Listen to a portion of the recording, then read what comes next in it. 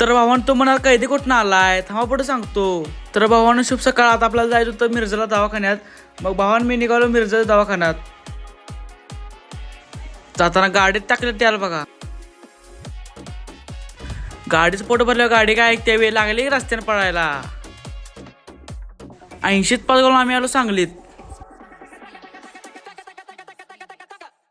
तेवढ्यात लागलो सांगली मिरज हायवेला. सकाळी 7:30 वाजल्या त्यामुळे गाड्या काय लय नव्हत्या. दवाखान्यात इथं गर्दी लई होती. आपला लावला नंबर आणि आपण जरा बसलो जाऊन. आपला MRI करायचं होतं त्यामुळे आपल्याला असले कपडे घातलेले बघा. सकाळी 8ला आलतो. आत्ता पण संध्याकाळी 7 वाजता मोकळं झालो बघा. त्यामुळे आता पोरांचा फोन गणपती बघायला जायचं आहे. मग आली आपली गँग. ही सगळी गँग घेऊन आम्ही मंडळाचा गणपती ठरवायला गेलो बघा. एका ठिकाणी आलो. गणपतीच्या मूर्त्या बघितल्या. मूर्त्या तर एक नंबर म्हणजे एक नंबर होत्या हो. गणपती बघून झालं पोरं म्हणजे जरा भुका लागल्यात कुठं तर जीवन जायला जाता.